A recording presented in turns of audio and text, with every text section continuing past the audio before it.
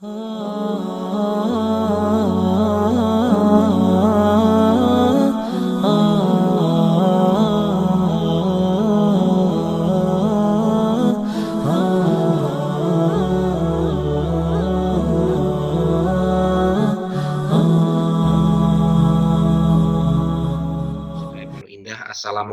warahmatullahi wabarakatuh.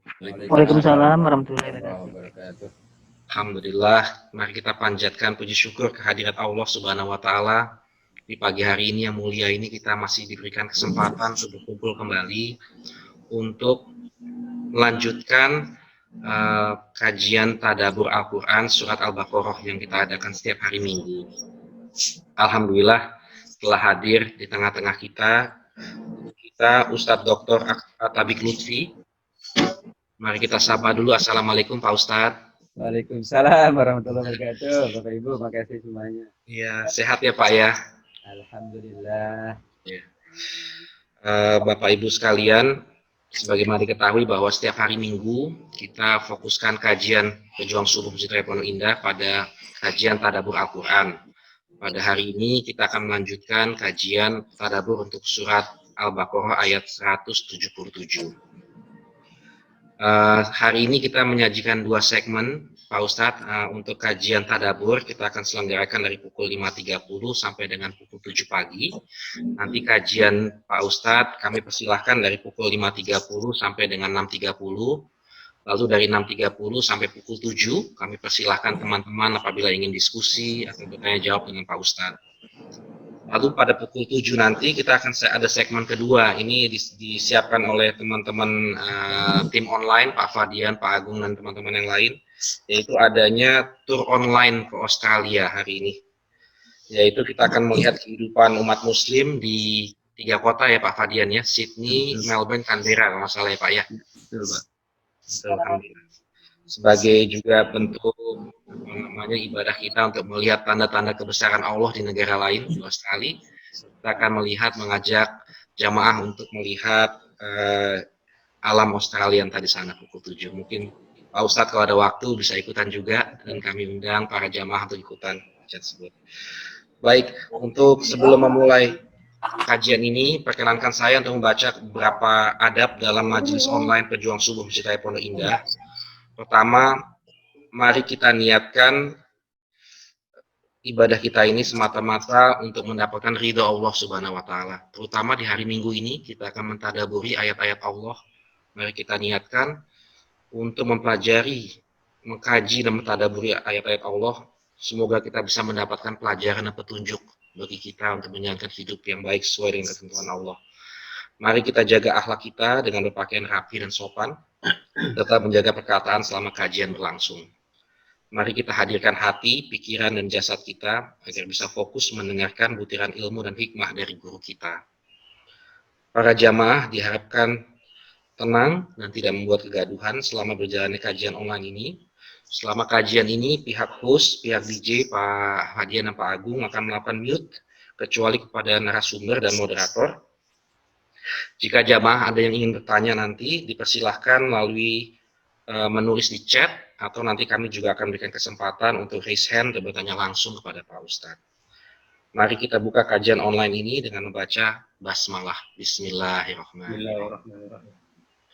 Pak Ustadz, hari ini kita mulai melanjutkan kajian tadabbur surat Al-Baqarah ayat 177, Pak Ustadz. Sedikit untuk merefresh para jamaah sekalian, di pertemuan-pertemuan kita sebelumnya kita membahas ayat-ayat sebelum ini mengenai bagaimana Allah menggambarkan orang-orang yang menyembunyikan keterangan yang diturunkan oleh Allah Subhanahu wa taala.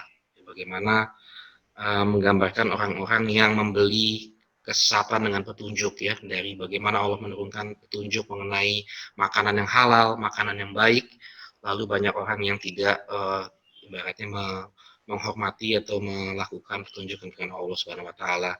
Pada hari ini kelihatannya kita transisi ke ayatul bir ya Pak Ustadz ya. Ini mengenai di sisi lain di mana ayat menggambarkan deskripsi mengenai kebajikan-kebajikan ya. Itu ya. Jadi yang lalu kita membicarakan bagaimana orang itu menutupi kebenaran.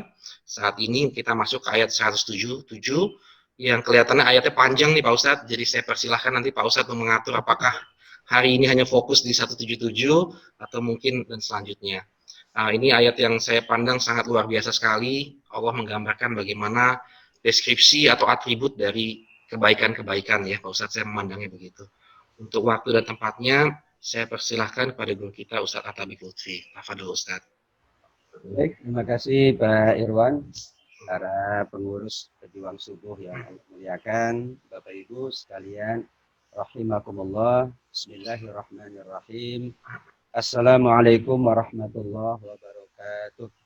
Waalaikumsalam warahmatullahi wabarakatuh. Alhamdulillah, wassalatu wassalamu ala rasulillah, Nabiina Muhammad ibn Abdillah, wa ala alihi wa ashabihi, wa man tabi'ahu wa walahu, ila yaumil qiyamah. La hawla wa la quwata illa billah. Amma ba'du. Alhamdulillah, kita bersyukur kehadirat Allah subhanahu wa ta'ala. Semakin banyak kita bersyukur, semakin besar anugerah Allah subhanahu wa ta'ala.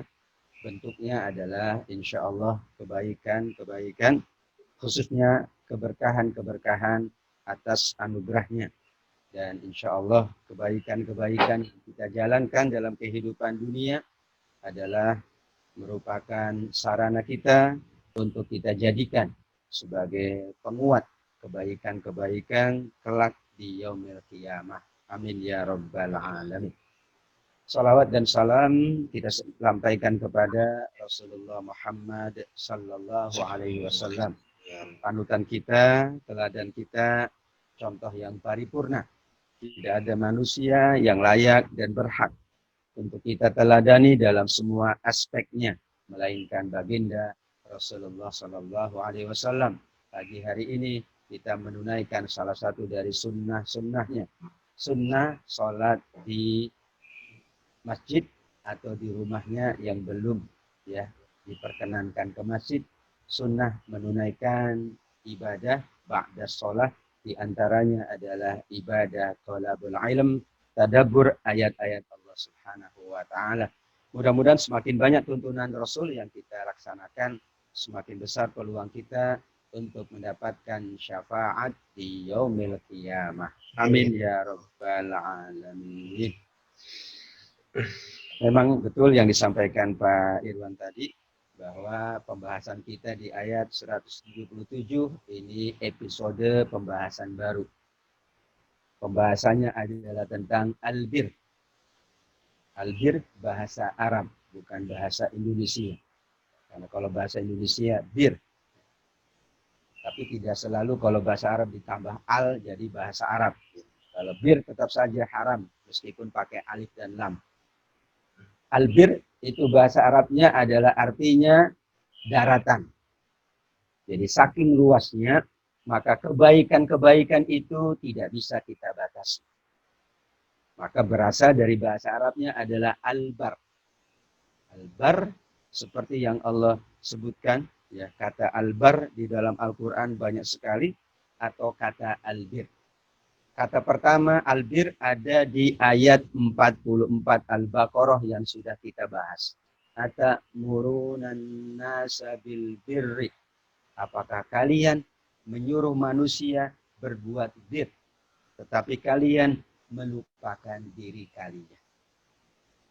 Yang kedua, Al-Baqarah 177 ini sesungguhnya oleh Imam Ibnu Katsir dikaitkan dengan surat Al-Baqarah sebelumnya, yaitu 143, 144 yang berbicara tentang perpindahan kiblat.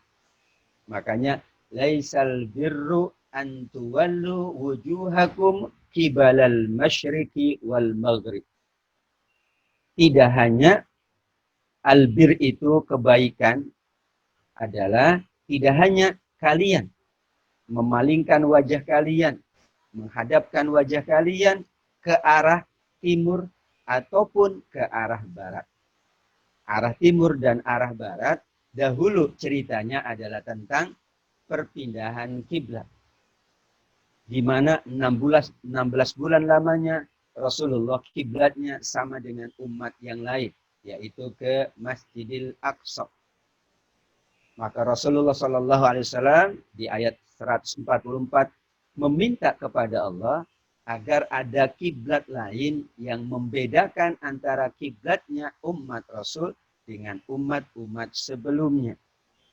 Maka ada dua sikap orang-orang beriman, sahabat Rasul. Ada yang berat hati untuk berpindah. Biasanya kalau sudah di zona nyaman tertentu tidak mau lagi untuk ke zona berikutnya. Ini sudah 16 bulan menghadapnya ke Baitul Maqdis, ke Al-Masjid Al-Aqsa. Maka sebagian sahabat merasa berat. Maka sebagian ulama mengatakan perpindahan ini ujian bagi para sahabat. Alhamdulillah kita tidak akan mendapatkan ujian perpindahan kiblat karena sudah di stop. Kiblat terakhir adalah Ka'bah. Ini bisa dibayangkan dahulu ya Bapak Ibu. Mereka sudah 16 bulan ibadah, ya seperti kita. Ya, sudah sekian tahun ibadah di masjid, tiba-tiba berapa bulan tidak ke masjid. Gimana Pak? Ada sesuatu gitu ya, ada sesuatu. Ya.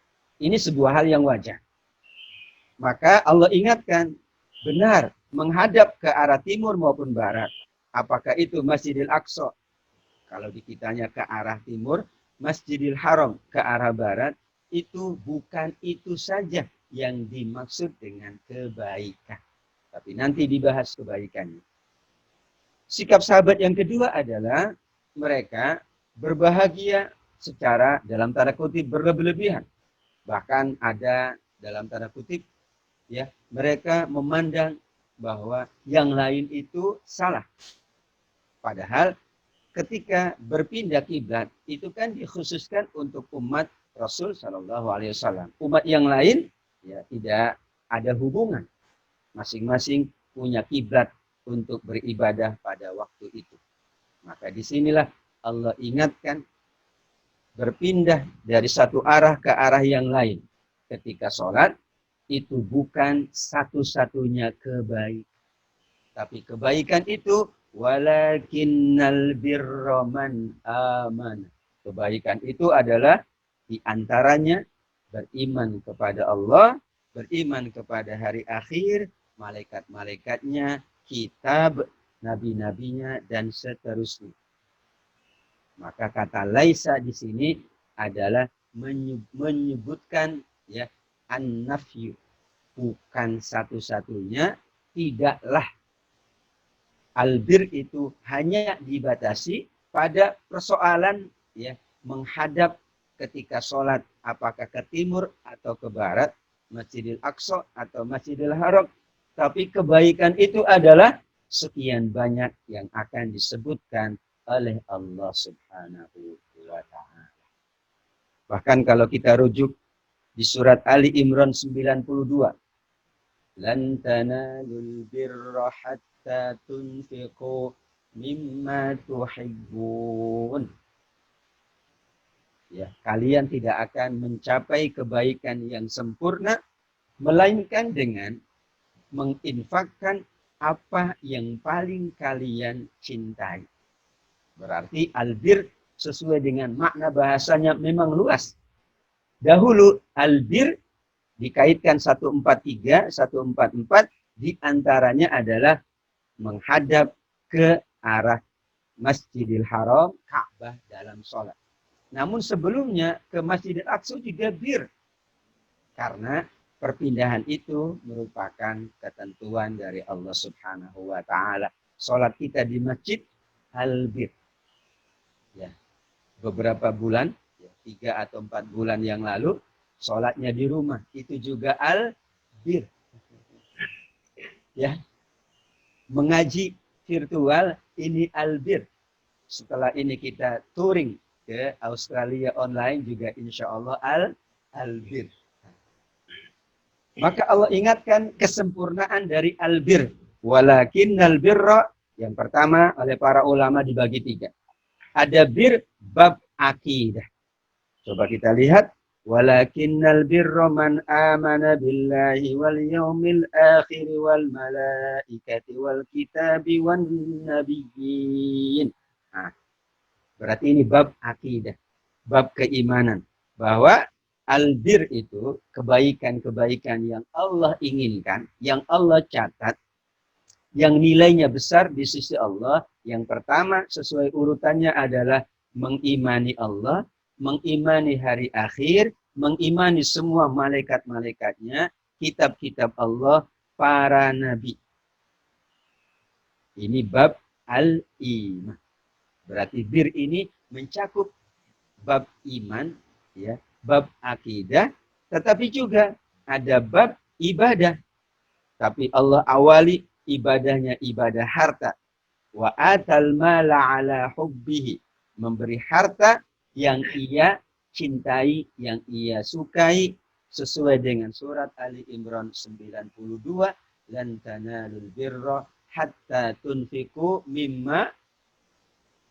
Masya Allah. Puncak dari kebaikan dalam bab harta itu, ayat ini dijelaskan dengan Ali Imran 92 adalah kalau menginfakkan yang paling dicintai. Itulah posisi paling tinggi dari seseorang yang berinfak di jalan Allah. Kepada siapa ia berinfak? Zawil kurba, ya, mereka yang ada hubungan kekerabatan. Anak-anak yatim, orang-orang miskin, ibnu sabil, orang dalam perjalanan. Ya, padahal kita semuanya ibnu sabil. Perjalanan menuju akhirat. Ini perjalanan dunia. Ya. Kemudian orang-orang yang meminta-minta, demikian juga untuk memerdekakan hamba sahaya. Nah, sampai di sini bab ya ibadah yang bersifat umum, barulah ada ibadah mahdoh wa aqamas shalah wa ataz zakah, mendirikan sholat dan menunaikan zakat. Pertanyaannya, kenapa bab ibadah mahdoh itu diakhirkan oleh Allah di ayat ini? Di ayat-ayat yang lain, ibadah mahdoh lebih dahulu, baru ibadah-ibadah yang tidak mahdoh. Atau yang wajib, yang fardu didahulukan, baru yang sunnah. Tapi tadi yang sunnah didahulukan oleh Allah Subhanahu wa Ta'ala. Para ulama ya mengingatkan bahwa ini secara bahasa adalah untuk menunjukkan keindahan. Jadi bergantinya redaksi itu menunjukkan keindahan. Seperti kita ya kalau menyampaikan mukaddimah, ada yang menggunakan A, nanti Jumat berikutnya mukaddimah yang lain. Itu supaya ada variasi. Variasi itu keindahan. Makan saja kita ganti-ganti menu. Kenapa? Variasi. Salah satu dari keindahan. Mukjizat bahasa Al-Quran adalah pada variasi bahasa. Kadang mendahulukan yang wajib, tapi kadang mendahulukan yang sunnah. Tapi tidak menunjukkan bahwa yang sunnah didahulukan dari yang wajib. Kalau dibahas secara bahasa, itu biasa dilakukan oleh Al-Quran. Tapi ada makna yang lain, yaitu makna takkid. Takkid itu penekanan. Berarti karena yang wajib itu sudah pasti dijalankan oleh orang beriman, yang sulit, yang perlu ditingkatkan adalah bab as-sunnah. Hal-hal yang sifatnya sunnah. Ya. Karena kalau kita merujuk ke literatur fikih, sunnah ini dalam bahasa fikih dijalankan berpahala, tidak dijalankan tidak mengapa.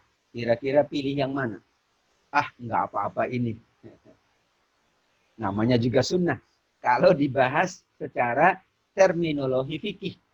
Tapi kalau dibahas secara nilai, ini sunnah ini Allah dahulukan di ayat ini. Maka nilainya sesungguhnya sama. Tapi tidak mungkin orang menjalankan yang sunnah, melainkan dia menjalankan yang wajib. Seperti di dalam hadits qudsi. Hadis Bukhari dalam hadits qudsi. Ya. Wala yazalu abdi yataqarrabu ilayya bin nawafil. Orang yang paling dicintai oleh Allah yang menunaikan yang wajib. Tetapi kemudian ia menambah dengan yang sunnah. Maka semakin Allah mencintainya. Saking mencintainya, Allah akan menjadi pendengarannya, penglihatannya, tangan dan kakinya. Masya Allah. Jadi pendahuluan yang sunnah ini bukan berarti mengabaikan yang wajib, tetapi untuk menguatkan litakid. Karena yang lazim, yang wajib, wah itu luar biasa. Namun yang sunnah kadang-kadang ya kurang diperhatikan oleh umat Rasulullah Sallallahu Alaihi Wasallam. Dan tadi ada penekanannya memberi harta yang paling dicintai dikaitkan dengan Ali Imran ayat 92. Kemudian ada bab akhlak, bab muamalah. Tadi bab akidah, bab ibadah yang sunnah didahulukan oleh Allah dengan hikmah tadi. Lalu kemudian yang wajib pun cukup 2, sholat dan zakat. Ya, tidak menafikan haji dan puasa, namun ini adalah bahasa Al-Quran. Kemudian masuk kepada bab akhlak, bab muamalah. Urutan pertama muamalah paling tinggi adalah wal mufuna bi'ahdihim idza ahadu. Orang-orang memenuhi janji apabila dia berjanji. Bapak Ibu, ada apabila dia berjanji. Yang paling baik jangan banyak janji. Apalagi janji diobral. Masya Allah. Yang boleh diobral itu makanan, silakan. Pakaian diobral boleh. Ini janji diobral. Makanya wal mufuna, mereka yang memenuhi janji idza ahadu, apabila berjanji. Berarti yang terbaik ya jangan berjanji. Karena menepati janji memang berat. Itulah ya Allah ingatkan ya bahwa salah satu dari ya kebaikan seseorang adalah yang memenuhi janji. Jika tidak bisa memenuhi, lebih baik jangan berjanji.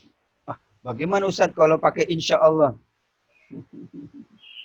Insya Allahnya jika betul-betul ya itu karena kesungguhan dijalankan, tapi ada insya Allah yang tanpa kesungguhan, ya, hanya mengelak dari nggak enak sama teman. Gimana besok Pak? Bisa datang insya Allah. Padahal di buku agendanya sudah ada agenda keluar kota. Tinggal menyampaikan maaf, saya sudah punya agenda keluar kota. Tidak bisa memenuhi undangan Bapak Ibu. Kan demikian. Tapi kadang-kadang nggak enak, sudahlah pakai insya Allah. Padahal agendanya bukan agenda ke tempat itu. Sudah ada agenda yang lain di tempat yang lain. Idza ahadu, apabila berjanji. Berarti yang terbaik adalah jangan banyak berjanji. Berjanji itu wajib ditepati. Dan ini hebat. Berjanji kepada manusia sesungguhnya sama dengan berjanji kepada Allah.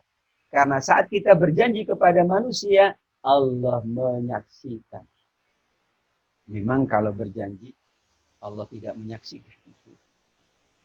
Saya kan berjanjinya Ustaz, berdua di tempat yang gelap. Allah Maha tahu. Kan janjinya saya tidak pakai lisan. Ya, tapi pakai tulisan. Tulisannya nggak ada yang tahu. Sama saja. Apakah dengan ucapan, dengan tulisan, jika sudah berjanji, maka harus dipenuhi. Kenapa ini di urutan pertama? Sebagian ulama tafsir memahami karena ya orang beriman jika banyak berjanji dan kemudian tidak mampu menepati, maka ia akan terperosok kepada sifatnya orang-orang munafikin. Ayatul munafiki salatun. Idza hadatsa kadzaba wa idza wa'ada akhlafa wa idza tumina khan. Kalau berbicara dusta, kalau berjanji ingkar, kalau diberikan amanah ia berkhianat. Kemudian ada wasabirina fil ba'sa'i. Kenapa ada wasabirin? Di mana bab muamalahnya? Bab muamalahnya adalah dalam menjalankan muamalah. Kita amat sangat membutuhkan sifat yang bernama sabar. Karena dalam muamalah kita, masing-masing kita punya watak, punya karakter, punya sifat yang berbeda-beda. Maka dibutuhkan kesabaran dalam muamalah. Apalagi kalau ya keadaan yang sedang kita hadapi adalah kesempitan. al-ba'sa, penderitaan, ad-dharra. Sebagian ulama mengatakan dharra ini penyakit, ya, seperti pandemi ini dikatakan dharra. Kalau kesempitan ini babnya bab harta, ya, kesempitan finansial. Tapi sekarang kayaknya baksa dan dharra lumayan, ya. Ada kesempitan finansial, ada juga penderitaan, ini maksudnya adalah penyakit-penyakit yang sedang dihadapi. Dalam muamalah, kesabaran itu amat sangat penting. Ya. Dan itulah yang Allah sebutkan. Apalagi muamalah saat kita sedang berada dalam kesempitan, berada dalam penderitaan, dan berada dalam peperangan. Inilah muamalah yang Allah inginkan dari orang-orang yang beriman. Kalau semua yang tadi, bab iman, bab ibadah, bab muamalah dijalankan dengan baik, maka Allah berikan sebuah, ya, penghargaan, sebuah titel yang sangat tinggi. Ulaikal ladzina shadaku. Mereka ini orang-orang yang benar dengan imannya, benar dengan ibadahnya, benar dengan muamalahnya. Jadi agama kita, agama Islam itu, ya, diperkuat dengan 3 landasan: keimanan, ibadah, dan akhlak atau muamalah. Keimanan tidak cukup, tapi harus diperkuat dengan ibadah. Ibadah tidak cukup, ada yang dinilai yang bernama muamalah. Akhlak dinilai oleh Allah Subhanahu wa Ta'ala. Benar pada imannya, benar pada ibadahnya, benar pada muamalahnya. Wa ulaika humul muttaqun, dan itulah mereka dikategorikan oleh Allah sebagai orang-orang yang bertakwa. Ini takwa dalam bab albir adalah bab iman, bab ibadah, dan bab muamalah atau bab akhlak. Nanti bir di bab yang lain ada, takwa di bab yang lain ada. Tapi inilah kaidahnya Bapak Ibu dalam kita memahami ayat-ayat Al-Quran. Allah menyebutkan dalam berbagai ayat itu sebagai contoh saja, ya, permisalan. Ya, bukan semuanya harus disebutkan, karena nanti sulit bagi kita untuk memahami. Ini aja sudah hampir setengah halaman, berat. Kalau disebut semua, rukun iman disebutkan, ya nanti bab yang lain. Ibadah semuanya disebutkan, akhlak semuanya disebutkan. Kita yang keberatan, kita yang sulit untuk memaknai. Makanya tidak mungkin kita membahas satu ayat tanpa, ya, kita juga membahas ayat-ayat yang lain jika ada keterkaitan. Itulah pola atau metode yang disebut dengan tafsir maudhu'i, tafsir tema. Hadirin wal hadirat rahimakumullah. Kita bahas secara global terlebih dahulu tadi. Sekarang adalah bab yang sedikit rinci. Walakinnal birra man amana billahi wal yaumil akhir. Ada yang disebut dengan albir, ada disebut dengan al-khair. Ya. Ada yang disebut dengan solah, ada amal soleh. Itu berasal dari kata solah. Ya. Ada albir, yang artinya sama. Khair juga kebaikan, bir juga kebaikan, soleh juga kebaikan. Itulah kekayaan dari bahasa Al-Quran. Kalau ditinjau dari aspek bahasa. Tapi ini menunjukkan bahwa albir itu adalah mencakup al-khair, mencakup soleh. Jadi tertinggi itu albir, yang lebih umum. Ya. Semuanya masuk dalam kategori bir, apapun itu. Ya. Senyum itu termasuk albir. Makanya di surat Al-Maidah ayat yang kedua, Allah Subhanahu wa Ta'ala perintahkan, wa ta'awanu 'alal birri wat taqwa. Bukan 'alal khairi, bukan 'alas sholihin. Kenapa 'alal bir? Karena lebih luas. Kita tolong-menolong dalam semua jenis kebaikan, dalam semua, ya, hal-hal yang baik, Apakah baik itu dalam pandangan Allah, dalam pandangan Rasul, atau dalam pandangan manusia. Karena semua yang diyakini baik oleh manusia, itulah baik di sisi Allah Subhanahu wa taala. Ma ra'ahul muslimuna hasanun fahu 'indallahi hasan. Hadis sahih. Ya, semua yang dipandang oleh orang-orang beriman itu baik, itulah baik di sisi Allah Subhanahu wa taala. Maka ada kebaikan yang bernama tradisi. Ada kebaikan yang bernama gotong royong. Gotong royong. Dicari di teks hadis enggak ada, di Quran tidak ada. Ada kebaikan peraturan lalu lintas. Maka dalam bab hukum itu ada hukum yang Allah tetapkan, tapi ada hukum yang kita sepakati dan itu baik. Seperti tadi ya Pak Irwan menyampaikan. Ya, adab dalam majelis itu kebaikan. Kita kalau di Indonesia ya, di tempat lain juga sama ya. Masuk toilet itu bayar. Ini kebaikan. Kalau nggak bayar di kaidah usul fikih itu nggak bayar berdosa. Loh, kan karena memang begitu ketetapannya, kesepakatan kita. Makanya orang ke toilet cari masjid. Kenapa? Tidak. Kecuali ditulis ya.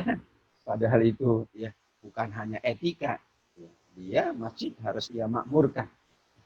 Nah inilah ya kata albir itu mencakup al-khair, kebaikan-kebaikan yang lebih eksklusif. Ya.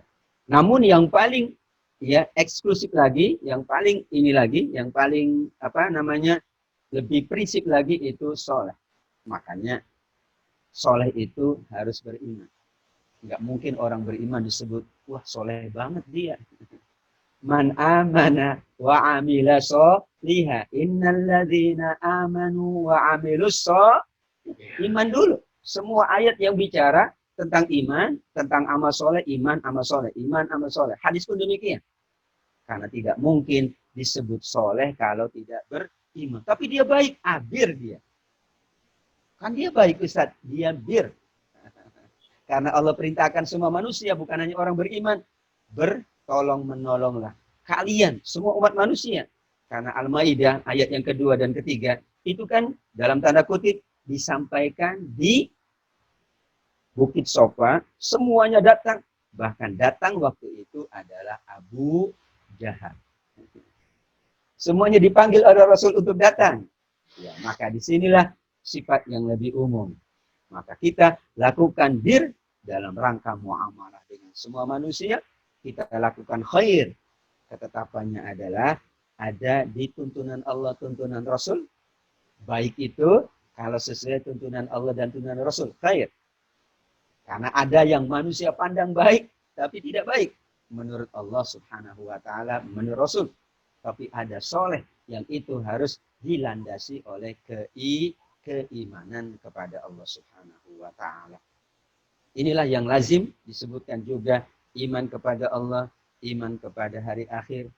Makanya ya Imam Ibnu Qayyim menyebutkan keimanan itu rukun iman yang 6 kalau dipadatkan itu intinya iman kepada Allah, iman kepada hari akhir. Kalau dipadatkan, tapi tidak boleh ya. Tetap rukun iman 6. Tapi kalau ingin memaknai ya, lebih dalam, lebih kompleks lagi, maka iman itu kepada Allah, iman itu kepada hari akhir. Dalam hadis-hadis juga demikian, man kana yu'minu billahi wal yawmil akhir fal yukrim dhaifahu. Siapa yang beriman kepada Allah dan hari akhir, hendaklah ia memuliakan tamu, menghormati tamunya dan lain sebagainya ya. Maka iman kepada Allah dan hari akhir ini fondasi.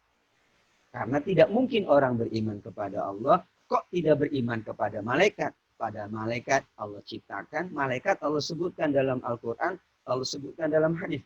Kita pun demikian, para nabi. Nanti yang paling banyak bicara tentang para nabi atau mengimani para nabi itu di akhir surat Al-Baqarah. Bagaimana kita mengimani para nabi? Kenapa? Semua nabi wajib diimani. Bedakan antara mengimani dengan mengikuti. Semua nabi yang terdahulu wajib kita imani. Nabi Musa kita imani, itu nabi Allah. Tapi kalau mengikuti hanya Nabi Muhammad sallallahu alaihi wasallam. Tapi mengimani wajib. Wah, saya tidak iman dengan Nabi Isa, kan udah lewat, nggak bisa. Ini. Tapi mengikuti karena sudah diakhiri dengan Nabi Muhammad. Kitab-kitab yang dahulu wajib kita imani, itu kitab Allah. Apakah diikuti? Yang diikuti adalah yang terakhir, yaitu kitabullah yang diturunkan kepada Nabi akhir zaman, Nabi Muhammad SAW. Tapi mengimani wajib Bapak Ibu. Karena kalau tidak mengimani akan lemah ya hubungan kita dengan Allah. Mengimani tidak hanya satu dua, tapi semuanya kita imani. Malaikat semuanya kita imani. Tapi kami hanya tahu 10. Nah, yang 10 itu adalah yang paling banyak disebutkan. Bukan yang wajib diimani. Semuanya wajib diimani. Nabi 25, Rasul misalnya. Itu bukan yang wajib diimani. Tapi itulah yang sering disebutkan. Yang paling banyak diceritakan. Tapi jumlah Nabi dan jumlah malaikat tidak ada yang tahu melainkan Allah Subhanahu wa ta'ala. Kemudian kita masuk kepada memberi harta yang paling dicintai kepada kaum kerabat. Allah awali sesuai dengan hadis Rasul Shallallahu Alaihi Wasallam bahwa memberi kepada kaum kerabat itu pahalanya 2. Ya. Sementara kepada yang tidak ada hubungan kekerabatan pahalanya 1. Ya, yaitu birratun wasilatun. Kenapa? Karena ada nilai bir, ya, yaitu menjaga hubungan baik dan ada nilai sedekah. Infak sedekahnya dinilai, tapi ada nilai yang khusus dari Rasul, yaitu nilai hubungan kebaikan silaturahmi. Maka zawil kurba didahulukan oleh Allah, baru wal yatama. Ini anak-anak yatim, ya, yatim itu berarti anak-anak ya, nggak ada orang tua yatim. Kalau begitu Bapak Ibu banyak yang sudah yatim. Ya, maksudnya anak-anak. Kalau ada yang mengatakan sampai balik, ada yang mengatakan sampai berkemampuan. Ini sama dengan anak kita. Tanggung jawabnya sampai di mana? Ada yang mengatakan sampai balik, ada yang mengatakan sampai sudah berkeluarga. Itu pandangan. Tapi adalah lihat keadaan. Ada yang sudah menikah pun masih tetap belum mampu mandiri. Ya orang tua bantu. Ya, karena itu adalah sebagai bentuk dari memperhatikan anak-anak kita.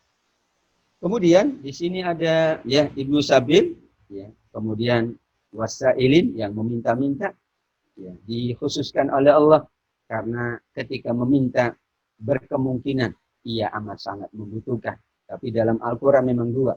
Lisaili wal mahrum, yaitu kepada yang meminta-minta dan kepada yang tidak meminta-minta.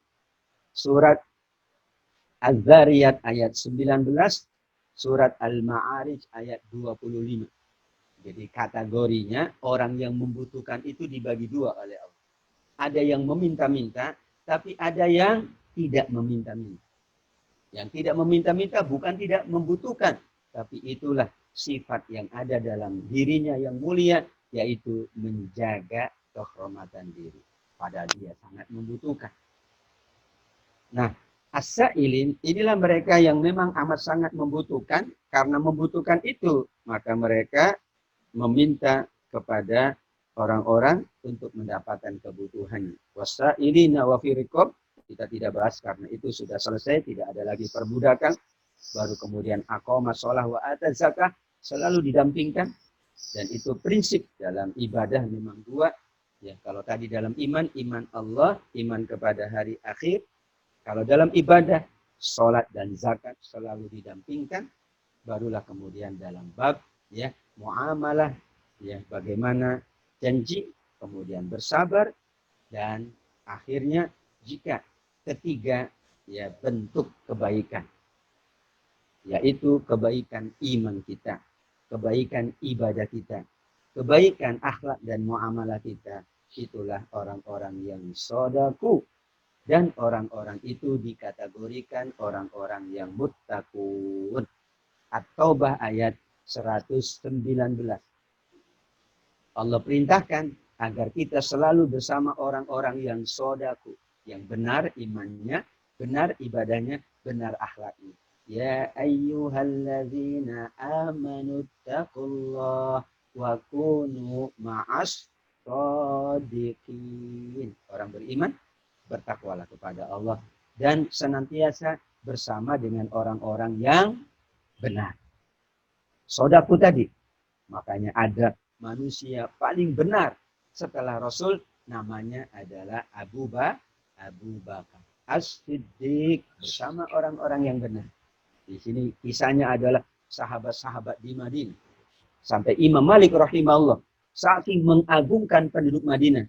Ini yang dahulu ya, ketika beliau masih hidup. Orang Madinah, amalu ahli Madinah. Ini menjadi landasan fikih beliau. Yaitu selain dari Al-Quran, hadis, ijma, qiyas, beliau menambah namanya perbuatan orang-orang Madinah. Jadi kalau orang Madinah misalnya makan korma, maka dia putuskan makan korma ini sesuai dengan tuntunan Allah, tuntunan Rasul. Kenapa? Orang Madinah makannya korma. Dahulu ya, sekarang nggak begitu. Ya, karena udah selesai masanya. Yang terkait dengan masa berlakunya. Tapi yang lain yang bersifat tidak dibatasi masa masih berlaku. Ini salah satu pandangan dari Imam Malik rahimahullah. Saking pentingnya tadi sodaku. Makanya sahabat-sahabat Madinah adalah sahabat-sahabat yang luar biasa. Itulah kenapa Rasulullah hijrahnya dari Makkah ke Madinah. Karena mendapatkan masyarakat yang sodaku. Contoh yang paripurna adalah sekian banyak sahabat-sahabat selalu ya membenarkan Rasul, selalu mempercayai Rasul, bahkan mereka siap mengikuti Rasulullah Sallallahu Alaihi Wasallam. Inilah ayat 177 secara ringkas ya, kita menginginkan ya, bahwa kebaikan itu kita perluas karena Allah perluas. Kebaikan itu tidak bisa dibatasi. Bahkan ya, meskipun ya paling rendah dalam hadis Bukhari yaitu menghindarkan sesuatu yang mengganggu di jalanan. Ya, imatatul adza 'anit thariq, masya Allah. Dan itu dilakukan ternyata oleh yang lain juga. Di negara lain juga dilakukan. Ya, di Sydney juga dilakukan gitu. Ya. Masya Allah, karena bir. Dan bir ini adalah fitrah manusia. Coba, tidak ada yang tidak mau baik. Semua orang mau kebaikan, mau mendapatkan kebaikan. Kalau ada yang kemudian ya tidak mau kebaikan, ini fitrahnya yang sudah rusak. Makanya dalam hadis, semua manusia Allah ciptakan dalam keadaan fitrah. Tetapi syaitan ya merusak fitrah manusia, mengotorinya. Sehingga yang baik menjadi tidak baik, atau dipandang tidak baik, yang baik tidak baik, tapi dipandang tidak baik. Dan tadi disampaikan di awal, ya sebelum ayat-ayat ini berbicara tentang mereka yang memandang ya kebaikan sebagai keburukan atau sebaliknya. Satu ayat lagi Bapak Ibu yang Allah muliakan, yaitu tentang al-qisas. Ini tidak panjang pembahasannya, karena ya, eksekusinya ini paling sulit. Karena qisas itu bab kelembagaan. Jadi dalam kita menjalankan hukum, ada yang bisa dijalankan secara individual. Tadi individual, sholat, zakat, meskipun zakat ada kelembagaan, tapi mudahlah. Tapi ini ibadah, ya, hukum yang harus dijalankan secara kelembagaan, yaitu kewenangan. Yang tidak ada kewenangan tidak boleh. Ya. Sehingga yang paling sulit adalah bukan kita menjalankan ini. Yang paling sulit adalah menyiapkan lembaga yang melakukan ini. Haji kan mudah menyiapkannya, travel banyak. Zakat, lembaga zakat banyak. Yang paling sulit ini kelembagaan kisos. Sudah ada nggak Bapak Ibu? Lembaga yang menerima ya aduan orang sehingga dihukum kisos. Kisos itu arti bahasanya adalah al-adlu, yaitu keadilan. Kenapa? Karena ya orang yang merdeka dengan orang merdeka ini ya ekuivalen. Nggak boleh yang dibunuh merdeka, yang membunuh orang merdeka, yang dibunuhnya, yang jadi kisosnya hamba, tidak boleh. Harus sama. Equivalent, equal ya. Kesamaan, al-adal. Dan ini hukum yang tidak mungkin dijalankan dalam tanda kutip, melainkan kalau sudah ada kelembagaannya. Nah, Saudi ada kelembagaannya, yaitu namanya Hayatul Amr bil Ma'ruf, ada. Makanya dijalankan. Pakistan misalnya, dan kita belum. Atau wallahu alam masih dalam tahap. Karena panjang persoalannya, kelembagaan itu tidak mungkin ada, melainkan ya masyarakat yang meminta. Nah, di sini ketentuannya adalah luar biasa.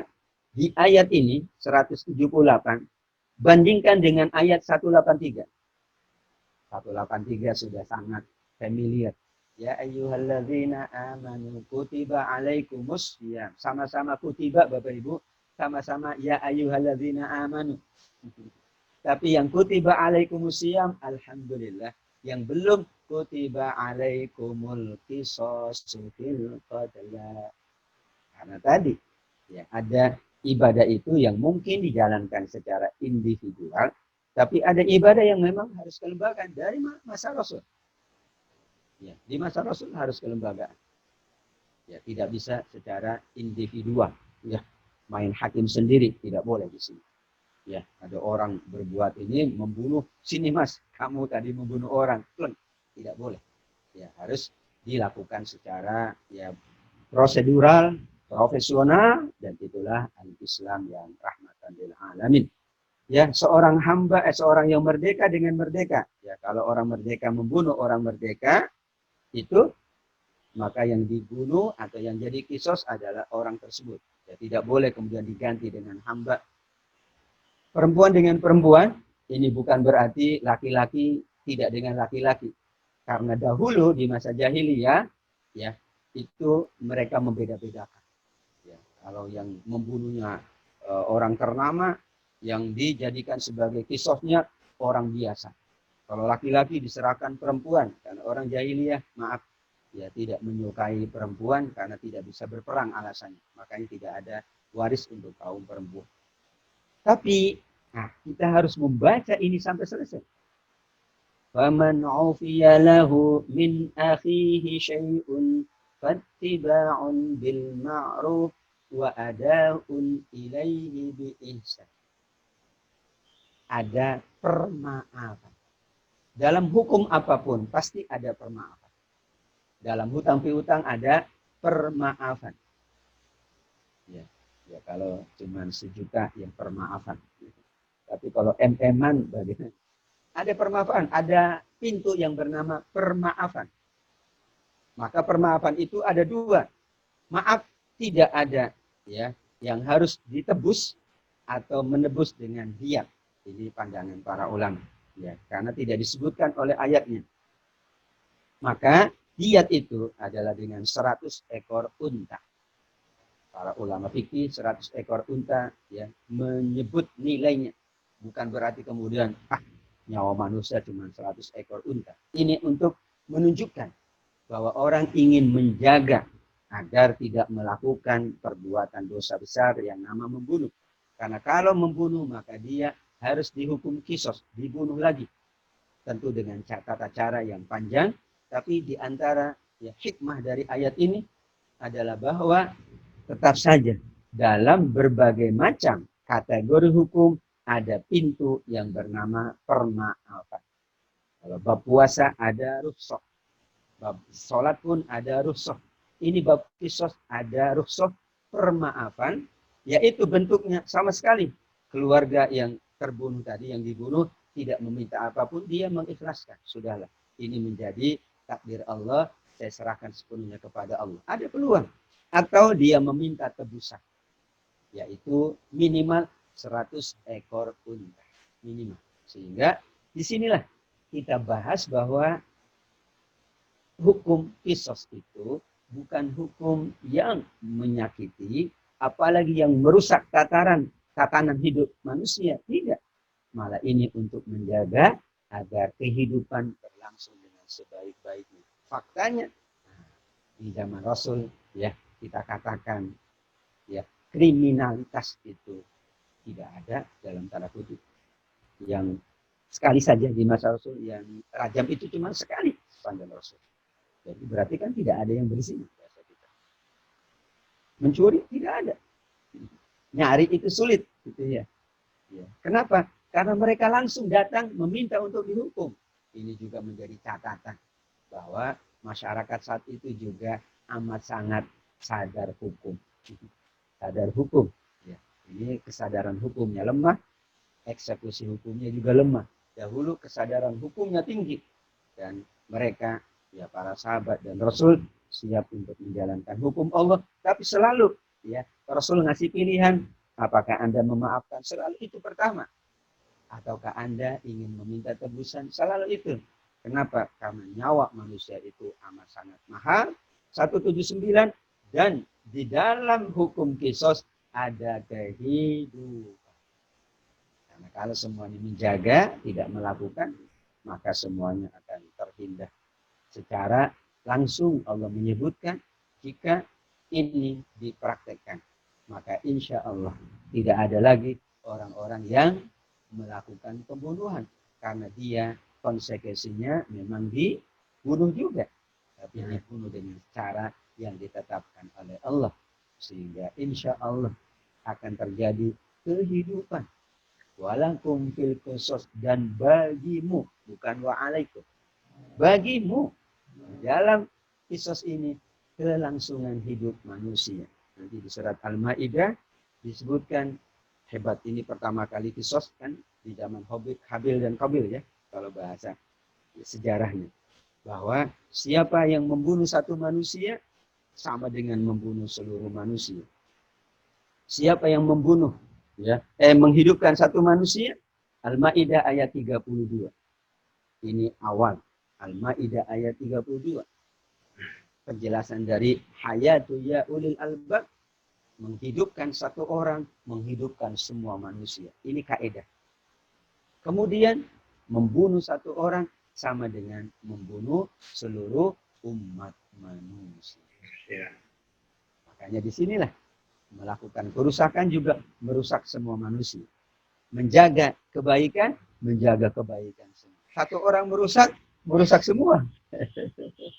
Inilah bahasa Al-Quran yang sangat indah untuk mengingatkan kita bahwa insya Allah ya, yang Allah sampaikan, yang Allah firmankan adalah dalam rangka untuk menguatkan keimanan. Nah, tadi kaitannya apa Bapak Ibu? Ya ayyuhalladzina amanu dengan ayat 177. Kalau seseorang memahami laisal birru dengan baik, maka dia akan mudah menjalankan kisos, menjalankan siyam. Kenapa? Karena dia yakin dengan iman kepada Allah dan hari akhir. Dia yakin pula dengan ibadah-ibadah agung, dan yakin pula dengan muamalah.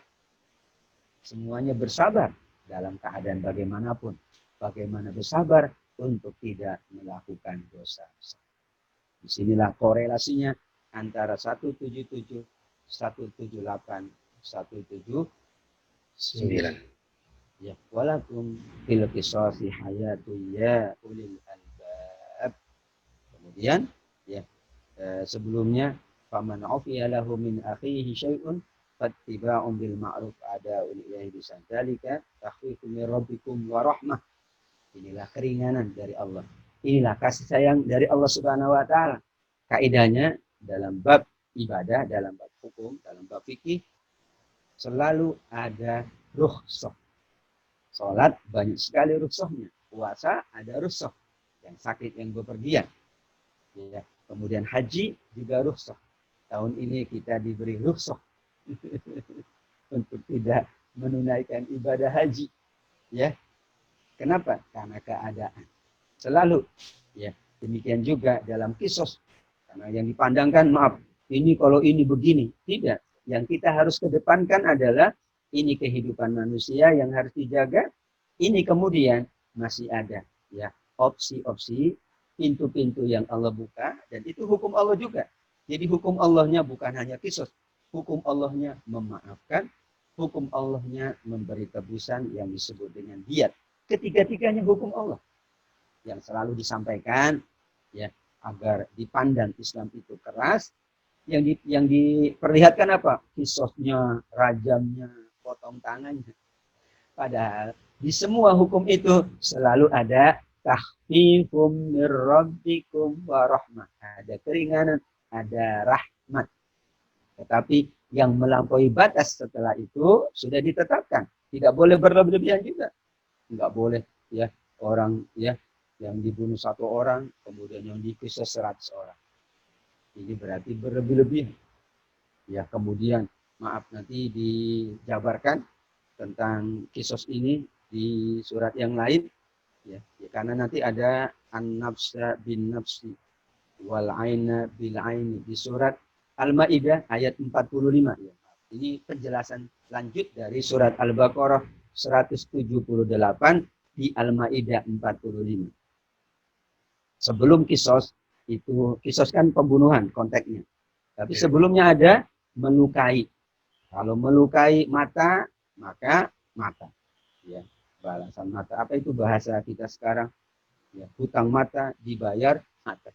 Hutang nyawa dibayar nyawa. Jadi kalau nyawa, mata dengan mata. Ya, artinya kalau mata dilukai, maka mata dia yang dilukai lagi. Tentu ada ketentuannya. Ya, telinga dengan telinga. Ya, bahkan gigi dengan gigi. Ya, kalau giginya dirusak, maka yang merusak itu giginya dirusak kembali. Inilah cara Allah Subhanahu wa taala menjaga kehidupan umat manusia, sehingga dengan demikian insya Allah akan terjadi kehidupan, bukan hanya kehidupan. Hayatu ya ulil albab, ini saya baca tafsirnya, hayatu ya ulil albab bukan hanya kehidupan, tapi dimaknainya kehidupan yang lebih baik. Ya, kalau kehidupan semuanya kehidupan.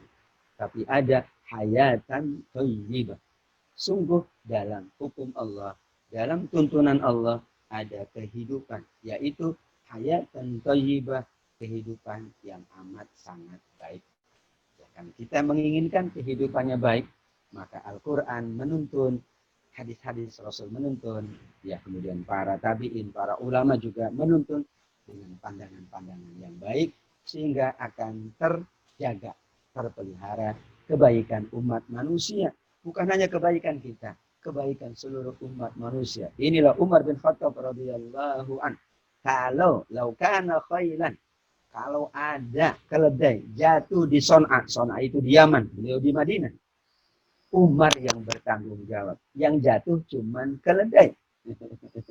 Bukan manusia. Itulah ya bahasa Umar untuk memanai ayat ini.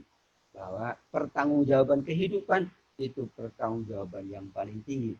Dan karena aku yang jadi khalifah saat itu, kata Umar, maka aku ingin menjaga kehidupan semua makhluk. Sampai hewan, sampai seluruhnya. Inilah prototip dari kehidupan yang membahagiakan, kehidupan yang sangat baik, yang pernah dicontohkan oleh Rasulullah, para sahabatnya, dan itulah kehidupan yang sangat mulia, insya Allah dengan tuntunan Allah, tuntunan Rasulullah Sallallahu Alaihi Wasallam. Ini saja Bapak Ibu, akhir dari majelis kita, penyampaian yang ringkas dari ayat 177 hingga ayat 179. Tentu mungkin masih ada waktu untuk tanya jawab, dipersilahkan. Jazakumullah khair. Mohon maaf ini tinggal beberapa menit, tapi silakan nanti Baik. keliling seatnya bisa agak ditutup. Iya, masih nanti jam 7 Pak Ustadz. Masih ada waktu Pak untuk tanya jawab. Silakan. Terima kasih. Allah. Assalamualaikum warahmatullahi wabarakatuh. Waalaikumsalam warahmatullahi wabarakatuh. Subhanallah, Maha Suci Allah, Maha Benar Allah dengan segala firman-Nya. Terima kasih Pak Ustadz yang telah membimbing kami untuk mentadaburi ayat 177 mengenai kebaikannya Pak Ustadz ya. Ini alhamdulillah banget sekali ini kita saat ini mungkin lagi diuji nih sama Allah nih. Apakah kita termasuk ke golongan orang-orang yang melaksanakan atribut-atribut yang digambarkan di dalam surat Ayatul Bir ini, bagaimana orang ini yang bertakwa itu harus bersabar dalam kesulitan. Sekarang kita lagi menghadapi ujian, cobaan, kesulitan di pandemi ini. Inilah mungkin waktunya kita untuk membuktikan kualitas keimanan kita dan ketakwaan kita ya Pak Ustadz ya. Alhamdulillah juga kita sudah masuk juga ke episode Kisos 178, 179. Jadi hari ini kita akhiri tadabbur ini sampai dengan ayat 179. Dan insya Allah minggu depan akan kita lanjutkan dengan ayat 180, dan ini sudah episode baru lagi juga Pak Ustadz ya, mengenai hukum Allah mengenai wasiat. Jadi ininya pas sekali berhentinya. Baik, Bapak Ibu sekalian, sebelum kami buka kesempatan untuk diskusi dan tanya jawab, perkenankan saya untuk menyampaikan informasi kepada para jamaah sebagai berikut. Satu, perkenankan saya untuk menyampaikan agenda dari kajian Pejuang Subuh Masjid Raya Pondok Indah untuk jadwal minggu depan, yaitu pada hari Jumat tanggal 3 Juli 2020, yaitu gerakan membaca Al-Quran bersama dengan Dr. Andes Ustadz Uci Armizi. Lalu pada hari Sabtu 4 Juli 2020, kita akan mengadakan kajian Sirah Nabawiyah dengan narasumber Ustadz Salman Al-Farizi. Lalu pada hari Minggunya, kita akan kembali untuk mengadakan kajian Tadabbur Al-Quran untuk melanjutkan kelanjutan dari surat ayat yang kita bahas hari ini, yaitu minggu depan di ayat 180 surat Al-Baqarah. Ini masuk ke episode mengenai hukum wasiat ya, insya Allah minggu depan, dan ini akan diisi oleh Ustadz Dr. Fahmi Salim. Kami mengajak para jamaah Pejuang Subuh untuk kembali ikut dalam kajian Pejuang Subuh minggu depan. Lalu kami sampaikan juga kelanjutan dari program berbagi sembako yang akan terus kami lakukan sampai pandemi COVID-19 berakhir. Oleh karenanya dengan segala kerendahan hati kami masih mengajak jamaah untuk ikut berpartisipasi Bapak Ibu dalam kegiatan Baksos ini. Kami juga mengajak dan membuka kesempatan kepada para jamaah untuk ikut beramal jariah dan secara rutin bulanan menjadi donatur untuk mendukung kegiatan dakwah ini. Berikut di halaman ini kami sampaikan bagi Bapak Ibu yang ingin ikut berpartisipasi, yaitu kita melaksanakan kajian dan belajar silaturahmi sepuasnya dengan infak seikhlasnya, gitu ya. Partisipasi dapat diberikan melalui rekening Bank Syariah Mandiri dengan nomor 711-954-3357 atas nama Bendahara Irwan Prima Aditya, dan di bawah juga ada nomor handphone saya 0811-828246 apabila ada Bapak Ibu yang ingin melakukan konfirmasi. Kami ucapkan banyak terima kasih kepada Bapak Ibu yang selama ini telah mendukung, berpartisipasi, menyedekahkan sebagian hartanya untuk mendukung program-program kami, baik untuk kegiatan dakwah maupun untuk baksos sembako, terutama di masa-masa pandemi ini, di mana saudara-saudara kita banyak sekali yang sedang membutuhkan pertolongan. Dan insya Allah apa yang disedekahkan oleh saudara-saudara semua diterima oleh Allah Subhanahu Wa Taala, dan kita semua dimasukkan ke golongan hamba-hamba Allah yang benar dalam imannya, benar dalam ketakwaannya, benar dalam ibadahnya, sebagaimana yang tadi digambarkan oleh Ustadz Tabik Lutfi di dalam surat Ayatul Albir tadi di ayat 177. Kita masuk dalam golongan tersebut. Baik, terima kasih. Baik Bapak Ibu sekalian, perkenankan saya untuk kita langsung masuk ke diskusi dan tanya jawab ya Pak Ustadz ya. Baik, silakan. Ya, saya dahulukan dulu dari pertanyaan yang sudah ada di chat. Ini cukup banyak Pak Ustadz, mungkin saya coba ringkas pertanyaannya Pak ya, biar bisa cukup waktunya. Baik. Pertama dari Bapak Fauzi Rosihan. Assalamualaikum Pak Ustadz. Pak Fauzi bertanya, apa hukumnya kalau kita mengeluarkan harta zakat infak sedekah untuk non muslim? Terima kasih Pak Ustadz. At-Taubah ayat 60 landasannya, ya. Bahwa ada 8 yang dikategorikan mustahik, yang berhak menerima zakat, ya, termasuk di dalamnya infak dan sedekah, tapi lebih khusus adalah zakat, yaitu di situ ada mu'allaf. Namun mu'allaf ini adalah mereka yang sudah berislam tapi perlu diperkuat. Maka tidak ada ya ketentuan non muslim berhak menerima zakat. Non muslim tidak mendapatkannya dari kebaikan-kebaikan yang lain tadi, albir. Albir jika dia sangat membutuhkan. Tapi alokasi zakat, infak dan sedekah kita adalah untuk 8 asnaf yang disebutkan di surat At-Taubah ayat 60. Jadi mohon yang lainnya ya untuk non muslim kita alokasikan dari dana yang lain. Apakah hadiah silakan, misalnya, atau ada makanan yang mau disiapkan. Cuman namanya bukan infak, bukan sedekah. Jadi namanya yang lain, bisa hadiah, ya misalnya apa sumbangan sukarela. Kan tentu kita juga tidak mungkin ada orang yang sakit, maaf tetangga kita non, ada orang non, tapi dia kecelakaan di jalan, kan tidak mungkin kita biarkan. Maka namanya itu adalah kebaikan juga albir tetap. Tapi untuk zis itu sesuai dengan ketentuan atau ayat 60 maka diberikan kepada yang berhak menerimanya. Itu Pak Irwan pertanyaan pertama. Baik.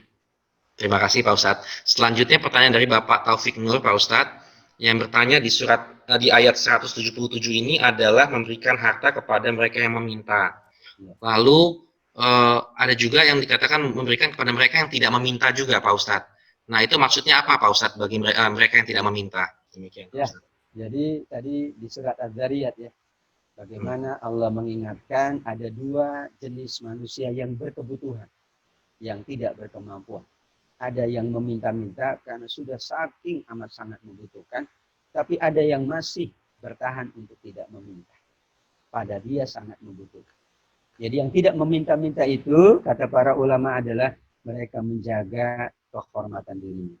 Karena meminta-minta, kan jelas sekali dalam hadis Rasul Sallallahu Alaihi Wasallam, orang yang meminta-minta, maka nanti di hari kiamat dia akan meminta-minta juga. Meminta-minta itu adalah perbuatan yang tidak baik jika tidak membutuhkan.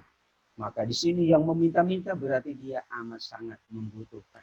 Maka kita dahulukan karena yang lebih membutuhkan itu tentu lebih didahulukan dari yang masih berkemungkinan ya mampu menjaga kehidupannya.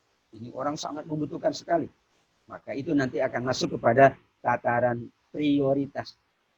Dan di At-Taubah 60 itu kan fukoro dan miskin. Nah, fukoro itu ada yang meminta-minta, ada yang tidak. Miskin juga ada yang tidak, ada yang meminta-minta dan ada yang tidak. Biasanya kalau sampai meminta itu amat sangat membutuhkan. Maka di zaman Umar pernah malah Umar yang menyalahkan diri sendiri. Ya, kan dia mencuri. Maka ditanya, kenapa kamu mencuri? Tidak langsung itu dihukum. Umar tanya dulu, ya Umar, aku tidak makan 3 hari. Masya Allah, kalau gitu Umar yang salah. Tidak makan 3 hari. Kalau begitu yang salah adalah Umar. Ini orang membutuhkan. Ya, tapi kalau mungkin jangkauannya kan sulit waktu dulu ya. Tidak ada sistem transfer. Tidak ada sistem ini daring. Sehingga kita tidak tahu yang membutuhkan siapa. Sekarang dengan teknologi ini kita jadikan media untuk lebih mudah ya mengenal siapa yang amat sangat membutuhkan dan siapa yang membutuhkan tapi tidak meminta-minta. Itu yang dimaksud oleh Allah Subhanahu wa taala. Baik, silakan. Taufik, cukup ya Pak Taufik? Ada yang mau di ini Pak? Pak Agung bisa dibantu Pak? Sepertinya Pak Taufik mau. Oh Pak Taufik, silakan. Mau ada yang sampaikan Pak Taufik? Apa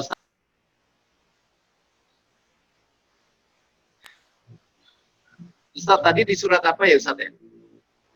Oh yang itu. Ya. Yang tidak meminta-minta itu ya Pak ya? Oh iya ya ayatnya ya Masya Allah ya. Di surat Zariyat Pak ya. Zariyat surat keberapa Ustaz ya? Bisa iliwal mahrum ya. Ada kata bentar. Di surat Muhammad ada juga nggak Ustaz kayaknya? Enggak ada Pak, ada di 2 surat. Az-Zariyat 19, Al-Ma'arij 25. Ada 2 ayat saja. Bisa iliwal mahrum. Az-Zariyat ayat 19 dan Al-Ma'arij ayat 25. 2 ayat. Al-Ma'arij ayat 22 Ustaz ya? 25. Oh 25. Ah ini Az-Zariyat 19. Kemudian Al-Ma'arij ayat 25. Jadi tadi maksud yang tidak meminta itu maksudnya tadi di mana Ustaz? Diperjelas lagi Ustaz. Ya. Dia membutuhkan tapi tidak sangat membutuhkan. Maka dia tidak meminta. Tapi dia termasuk yang berhak menerima. Apa termasuk adik, saudara atau family? Termasuk itu Ustaz? Siapapun. Kalau di ayat 177 tadi Pak Taufik, siapa yang lebih berhak? Ya, ya. Yang lebih berhak tadi kalau di ayat 177 adalah zawil kurba. Mereka yang ada ikatan kekerabatan, ikatan kekeluargaan. Maka nilainya pahalanya dua. Pahala sedekah infaknya dan pahala menjaga hubungan baik atau silaturahmi. Kalau untuk adik atau saudara, apakah termasuk sedekah atau infak, Ustaz? Infak dan sodako itu kategorinya sama. Sama ya, Ustaz. Namun sodako lebih umum, Pak. Seperti kita senyum disebut sodako, tapi tidak infak. Saya senyum nih. Baik, Ustaz, terima kasih, Ustaz. Terima kasih. Terima kasih Ustaz Pak Irwan. Terima kasih Terima kasih Pak Irwan, Pak Agung ya. Assalamualaikum. Terima kasih betul salah, terima kasih betul. Maaf. Saya lanjut lagi dari chat ya Pak Ustadz. Ini ada dari Ibu Yanti Nurdin. Baik. Assalamualaikum Pak Ustadz. Untuk memberikan sedekah, apakah sebaiknya itu dilakukan diam-diam atau secara terbuka dengan niatan untuk memotivasi yang lain untuk mengikuti? Mana yang lebih baik secara agama dan landasan surat dan ayatnya Pak Ustadz? Baik, Al-Baqarah 274. Kemudian Ar-Ra'd ayat 22, ada 4 ayat. Al-Baqarah 274, Ar-Ra'd 22, Ibrahim 31, surat Fatir ayat 29. Allah menyamakan berinfak secara terang-terangan ataupun secara sembunyi-sembunyi, secara rahasia. Kalau begitu, pertanyaannya mana yang lebih baik? Maka para ulama sepakat sesuai dengan keadaan. Seorang ibu, seorang guru, itu lebih baik diketahui muridnya kalau dia baik. Jangan sembunyi-sembunyi. Nanti muridnya tidak dapat mencontoh kebaikannya. Ini anak nanya sama orang tuanya. Ya, Bu, ibu udah haji belum? Dia sampaikan, alhamdulillah ibu sudah haji, ibu sudah melakukan ini. Kenapa? Dia sampaikan itu sebagai untuk memotivasi. Jadi kata para ulama tergantung keadaan. Jika keadaannya memang membutuhkan kita menyampaikan kepada orang lain, ini pembangunan masjid, kalau sembunyi-sembunyi nggak selesai. Ya harus disampaikan. Bapak Ibu, ini ada kebutuhan, ada orang yang sakit, ya. Alhamdulillah sudah dapat dari Bapak ini sekian, namun masih ada kekurangan. Itu kan orang jadi, oh iya, kalau begitu saya yang menambah kekurangannya Pak. Maka tadi ayatnya di 4 surat, kemudian prioritas, ya skalanya adalah sesuai dengan keadaan. Apabila kita menginginkan orang lain termotivasi dan agar proyek itu ya dijadikan ya atau terrealisasi dengan baik. Seperti sekarang banyak ya di medsos kan begitu. Itu dengan medsos itu lebih cepat mendapatkan hasil. Ini bukan ria, bukan. Tapi agar memotivasi. Biasanya kalau di kantor, ya kalau pimpinannya sudah bleng, yang lain mau Pak. Ini Pak, kita mau beli sejadah misalnya. Langsung, maaf, ini dari saya sekian. Tapi dia tidak ada ria. Dari saya sekian. Yang lain pun, iya Pak. Tapi kalau, Bapak Ibu, saya enggak. Itu, ini namanya tadi, ya dia menyuruh tapi dia tidak melakukan. Bahasa kita adalah supaya memotivasi maka tidak salah dan Allah menyamakan antara berinfak secara ya diketahui orang ataukah infak secara tidak diketahui oleh orang. Wallahu a'lam. Demikian Bu Yanti, terima kasih. Terima kasih Pak Ustadz. Jadi kami telah mengambil 3 pertanyaan dari chat. Kesempatan ini kami berikan kepada jamaah yang ingin menanyakan langsung ke Pak Ustadz. Nanti mungkin kalau ada waktu kita kembali ke chat lagi.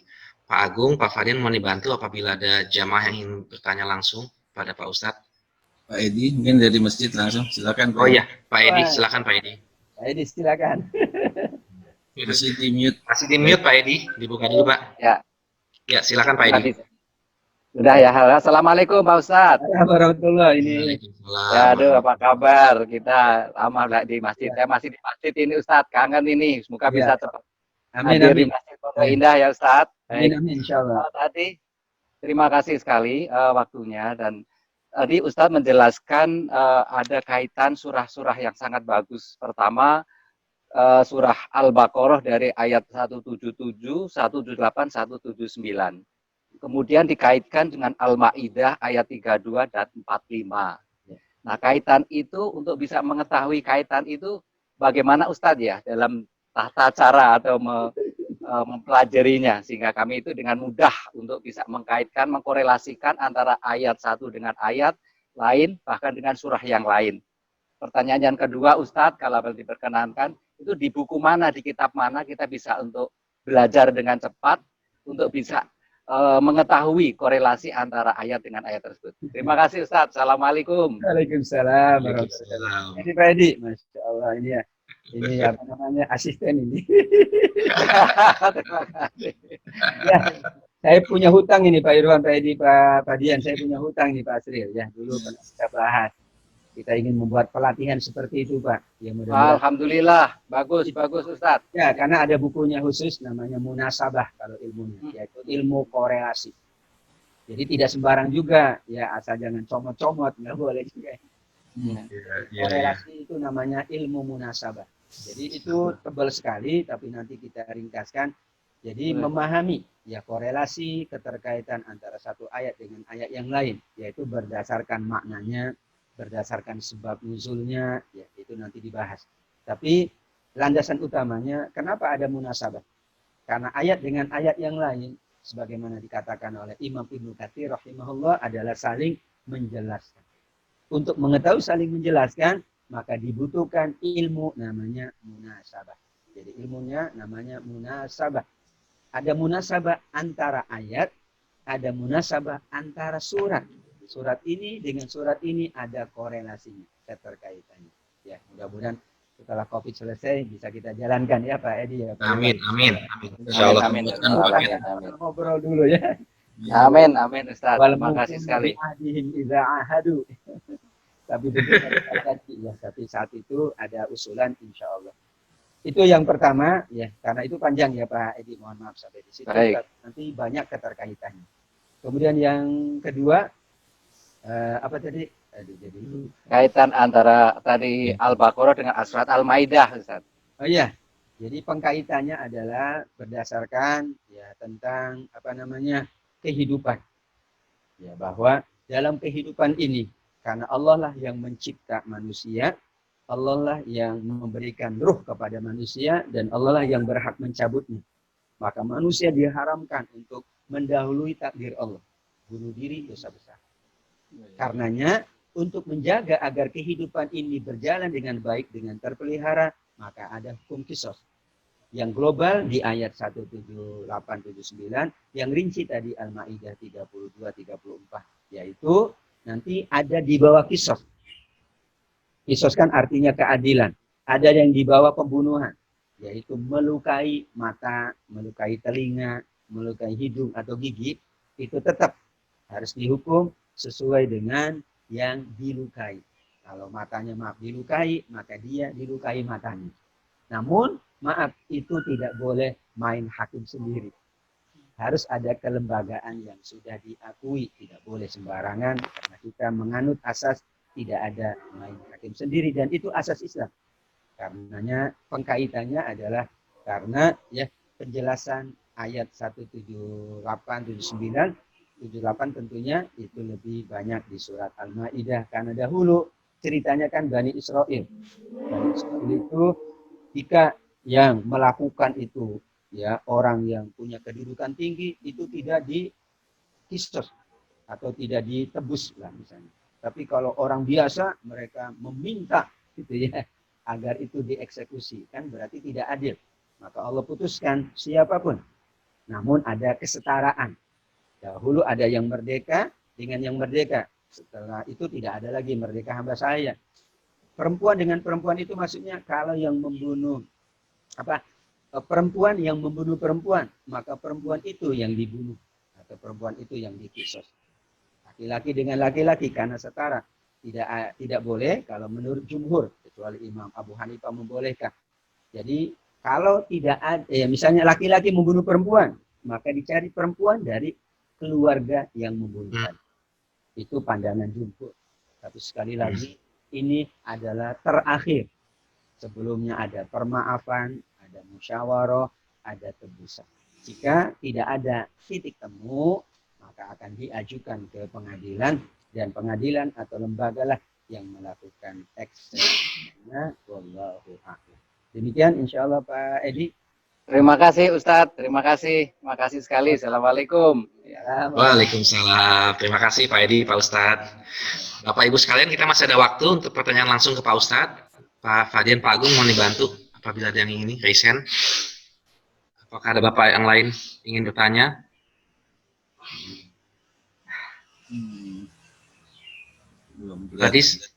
Tadi saya lihat ini Pak Redi menanyakan tadi mengenai tadi Pak ayat mengenai maksud perempuan, apakah dengan dibunuhnya perempuan dengan perempuan gitu Pak Redi, mungkin mumpung lagi bahas itu mau nanya langsung aja Pak. Tadi di chat saya lihat sedikit. Silakan Pak Redi. Oke, baik. Terima kasih. Assalamualaikum Pak Lutfi. Apa kabar? Baik Pak Redi. Makasih. Ya, pertanyaan saya ada dua. Yang pertama mengenai kisah perempuan dengan perempuan. Tadi Pak Lutfi sudah sempat menyinggung bahwa kalau kita membunuh perempuan, salah satu penafsirannya adalah maka harus ada perempuan lain yang diganti bunuh dari keluarga pembunuh begitu ya.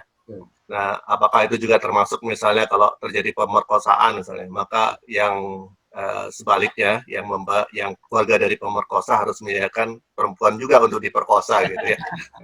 Apakah demikian statementnya? Rasanya kok nggak pas ya kalau begitu. Jadi kejahatan dibalas dengan kejahatan kembali. Dan yang kedua adalah tadi dalam ayat berikutnya dinyatakan bahwa di situ ada jaminan kehidupan. Apa yang maksud dengan jaminan kehidupan dengan adanya kisah ini? Apakah itu berarti bahwa artinya bahwa kita menjamin orang untuk tidak melakukan pembunuhan sehingga Allah menjamin bahwa janganlah melakukan pembunuhan karena itu di situ ada jaminan kalau Anda membunuh maka Anda akan juga dibunuh gitu. Kira-kira demikian. Itu pertanyaan saya, dua pertanyaan. Terima kasih Ustaz. Assalamualaikum. Salam warahmatullahi wabarakatuh. Terima kasih Pak Redi, luar biasa. Ada kaidah namanya preventif, ya itu lebih baik dari mencegah itu lebih baik daripada mengobati. Prevent is better than cure. Ya. Ini merupakan kaidah di dalam kita menerapkan kehidupan yang lebih baik.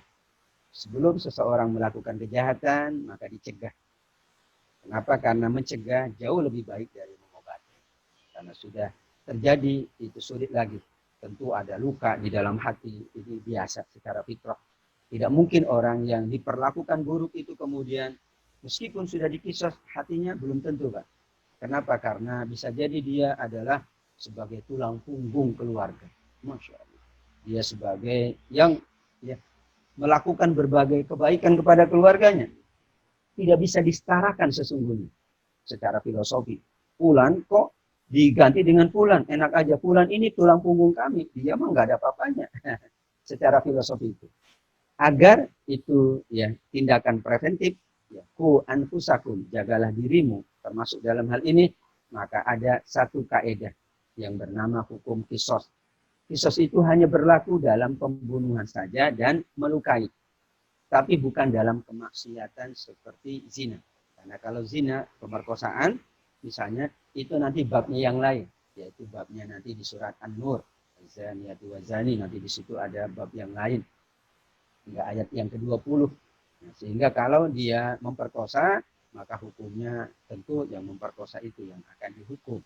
Tapi ketentuannya, kalau dia tidak membunuh, memang tidak dibunuh. Tapi cukup dengan dirajam, ya, dan lain sebagainya sesuai ketentuan. Tapi tadi filosofi awalnya adalah ada tindakan pencegahan.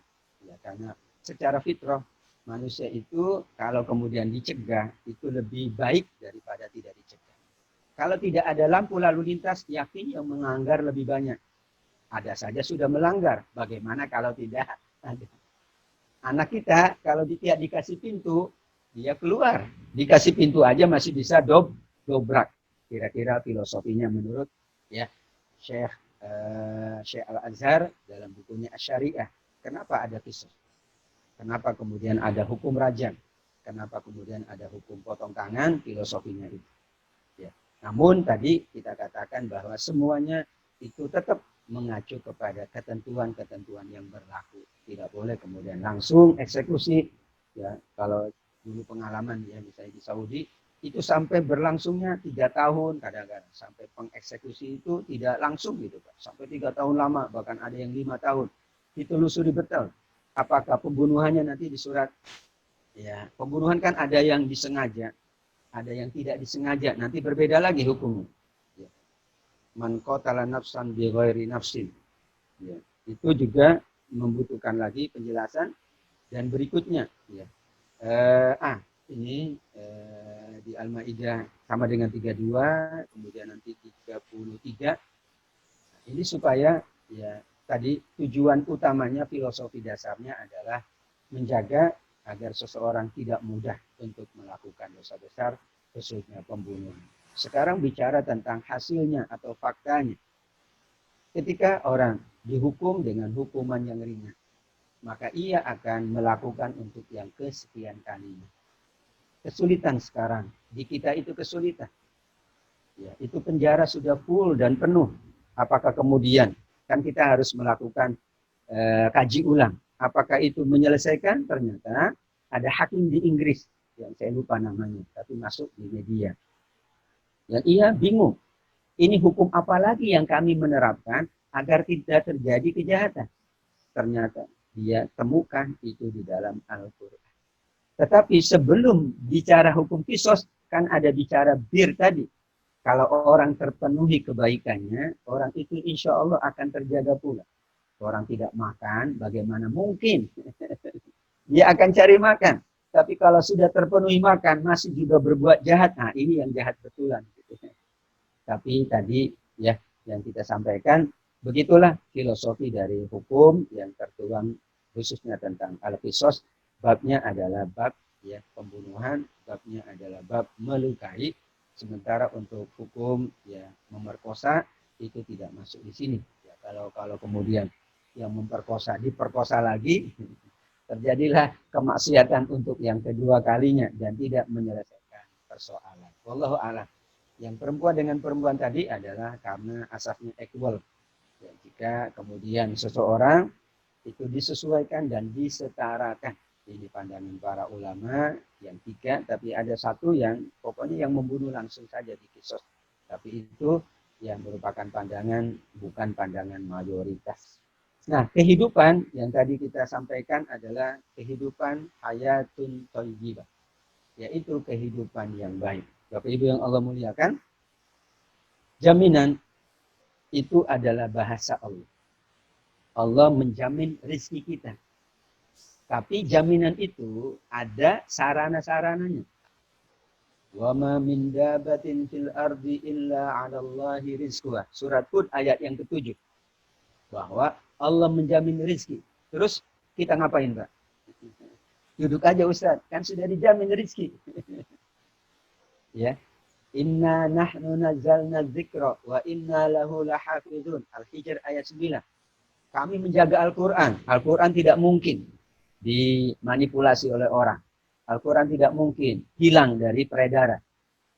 Apakah kemudian kita, sudahlah, ngapain ngaji Quran? Orang Quran juga sudah dijaga. Agama ini milik Allah Ustaz, pasti dijaga oleh Allah. Ya, jaminan itu adalah merupakan bahasa Allah. Tapi disitulah manusia yang berikhtiar agar jaminan itu tercapai, itulah merupakan sehingga dalam ayat Al-Baqarah disebutkan 179 dari dalam kisas itu ada jaminan kehidupan. Jadi pertanyaan saya lebih ke arah kaitan jaminan kehidupan dan kisas gitu maksudnya. Ya, bukan betul. Jaminan rezeki. Betul. Artinya tadi jaminan rezeki itu bukan berarti manusia tidak ikhtiar, Pak. Jaminan kehidupan harus diikhtiari oleh manusia. Kaitannya dengan kisas apa, Pak? Ya. Manusia berikhtiar bahwa apabila seseorang itu dibalas dengan yang setimpal, maka dia akan lebih menjaga diri. Oke, baik. Ya seperti anak itu ya Pak, siswa di sekolah, kalau hukumannya itu berat, jadi sampaikan kepada semua siswa, dia akan lebih terjaga. Tapi kalau tidak disampaikan pencegahannya, maka anak-anak akan lebih liar misalnya. Ya kayak di pesantren, kenapa kan? Ketat sekali. Ternyata anak-anak lebih menjaga.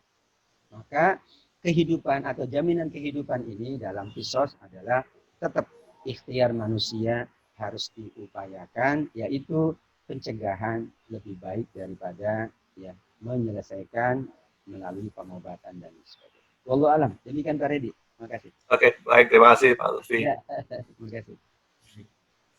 Terima kasih Pak Ustadz. Pak, kita ada waktu untuk satu pertanyaan terakhir. Saya melihat di chat ada pertanyaan menyangkut terhadap ayat 177 mengenai menepati janji. Ini dari Bapak Indri Suharyo. Assalamualaikum Pak Indri Suharyo. Pak Agung, Pak Fadian mungkin bisa dibantu dibuka ininya Pak, mute-nya Pak. Indri sudah. Oke, silakan. Ya, Assalamualaikum Pak Indri. Masih di mute Pak. Udah saya buka, tinggal dari Pak Indri. Sudah ya. Assalamualaikum Pak Indri. Waalaikumsalam. Pak Indri, kesempatan ini mungkin Bapak mau nanya langsung aja Pak ke Pak Ustadz Pak mengenai pertanyaan Bapak di chat. Mungkin seperti di chat aja Pak. Oke. Kurang bagus caranya. Oke, baik Pak. Saya bacakan saja ya Pak Ustadz. Ini dari Pak Indri Pak. Sepertinya beliau menanyakan mengenai ini skenario mungkin transaksi perjanjian hutang piutang nih Pak ya. Jadi dalam hal ini pihak A mengadakan perjanjian dengan pihak B dengan jatuh tempo misalnya tanggal 25. Lalu pihak A berusaha memenuhi janjinya sebelum jatuh tempo tanggal 25 kepada B. Nah, sebelum jatuh tempo tanggal 25, di tanggal 20 si pihak B meminta dan membatalkan jatuh tempo tersebut sepihak. Si A tetap meminta kebijakan kepada pihak B untuk tetap bisa memenuhi janjinya dan jatuh tempo pada tanggal 25. Si B tidak bisa memberikannya, dan A menerima perlakuan si B tersebut dengan dasar alasan menjaga kebaikan dan silaturahmi. Pertanyaannya adalah, satu, apakah A termasuk ingkar janji? Itu dulu mungkin pada A dan B ini Pak pertanyaannya. Yang A ini apakah si A ini termasuk ingkar janji? Itu pertanyaan pertama Pak Ustadz. Ya, membatalkan apa yang sudah ditetapkan tanpa persetujuan dua pihak yang melakukan perjanjian itu disebut ingkar janji. Kan yang berjanjinya dua pihak. Ya. Kecuali pihak yang kedua juga menyetujui. Pak, kita reschedule. Ya silakan. Misalnya tanggal 25. Kemudian di reschedule. Atas persetujuan kedua belah pihak. Tidak boleh atas satu pihak. Karena dia berjanji dengan dua pihak atau dua orang. Maka kedua-duanya jika ada rescheduling itu silakan. Karena itu sesuai dengan surat Al-Baqarah 280. Di surat Al-Baqarah 280 dibolehkan, bahkan dianjurkan apabila kita melihat yang berhutang itu kesulitan, kita kasih tempo waktu. Nah, itu inisiasinya dari yang memberi hutang jika melihat kesulitan. Tapi kalau dari sepihak disebut dengan kategori ingkar janji. Apapun alasannya. Karena perjanjian itu harus dua belah pihak. Iya. Oke, Pak. Nah, dalam kondisi ini si pihak yang meminjamkan sepertinya dia tetap untuk dibayarkan sebelum jatuh tempo, Pak. Jadi seolah-olah pihak A ini haknya telah dirampas oleh pihak B yang meminjamkan karena A belum masuk jatuh tempo, sudah diputus sepihak oleh pihak B. Nah, secara sepihak ini pihak A-nya ini merasa sakit hati dan si A ini berusaha memaafkan pihak B. Itu saya nggak ngerti ini pertanyaannya seperti itu. Tadi pihak B dengan A sudah berjanji tanggal 25. Itu janji awal. Jika salah seorang di antara keduanya tidak memenuhi, maka salah satunya atau kedua-duanya adalah ingkar janji. Tidak boleh, mengawali tidak boleh, apalagi mengakhiri. Tanggal 20, pokoknya Bapak harus bayar. Padahal sudah diikat dengan ikatan janji tanggal 25. Namun kemudian karena dia memaksa, maka si A sudahlah menjaga kebaikan persahabatan, berarti ada nilai plus bagi si A. Yaitu nilainya adalah menjaga silaturahim dan kebaikan. Toh dananya ada. Melainkan kalau dananya tidak ada, kalau dibawa ke ranah hukum juga sesuai dengan kontraknya tanggal 25. Maka dia tidak berbuat apa-apa.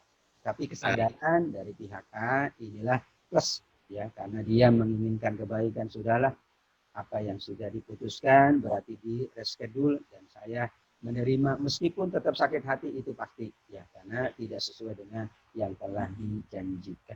Namun inisiasi ya kesalahan ada di pihak B karena dia sudah melanggar janji mengawali tanggal 20. Namun pihak A yang sudahlah untuk menjaga kebaikan akhirnya dia mengikhlaskan. Namun itulah ayatnya 280 surat Al-Baqarah. Wallahu a'lam. Demikian insyaallah. Terima kasih Pak Ustadz. Semoga bisa menjawab ya Pak Indri ya.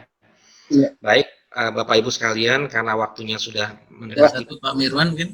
Ya, Pak Mirwan. Masih ada waktu ya Pak Fadian ya? Oke. Ya. Ya, silakan Pak. Pak Mirwan. dari Semarang. Assalamualaikum warahmatullahi wabarakatuh. Assalamualaikum warahmatullahi wabarakatuh. Pak Mirwan, silakan.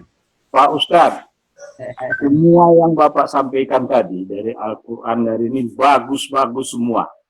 Ya. Alhamdulillah. Kita penduduk Indonesia ini ya 83% beragama Islam, terbesar di dunia. Nah, tapi ternyata dalam pelaksanaannya di negara kita bukan ini yang dilakukan. Ya, memang kita tahu negara kita negara Pancasila, tapi kan harusnya kita yang 83% ini harus menuju ke sana. Nah, apa kira-kira usaha kita dan bagaimana kira-kira supaya ini bisa terlaksana, Pak Ustaz? Demikian. Assalamualaikum warahmatullahi wabarakatuh. Waalaikumsalam. Pak Mirwan mengingatkan kita semua. Ya, sebagaimana dulu dijalankan oleh Rasul. Yang pertama kali dilakukan oleh Rasul adalah memberikan kesadaran, penyadaran kepada umatnya, memberikan edukasi, ya, menyampaikan inilah kebaikan-kebaikan kalau kita ikut tuntunan. Inilah keburukan-keburukan kalau kita tidak ikut tuntunan. Maka ya, wa yu'allimuhumul kitaba wal hikmata wa yuzakkihim. Terus terang meskipun 83%, tapi pemahaman agamanya wallahu a'lam. Yang enggak sholat aja masih banyak, Pak. Yang enggak peduli sama tetangga aja masih banyak. Ya, inilah. Maka dari arus bawah inilah kalau bahasa Rasul, yaitu kita terus sampaikan kebaikan-kebaikan. Memang harus berbusa-busa lah, berbuah-buih. Tidak cukup sekali. Rasul itu sampai 10 tahun. Berkali-kali masih juga belum, berkali-kali masih juga belum. Insya Allah Pak, kami sangat yakin ya, bahwa suatu saat ketika kesadaran ini muncul, sama dengan kita sadar jangan ya keluar kecuali pakai masker. Masih nggak yang nggak pakai masker Pak? Ini simple. Berarti kan persoalan terbesar adalah di kesadaran masyarakat.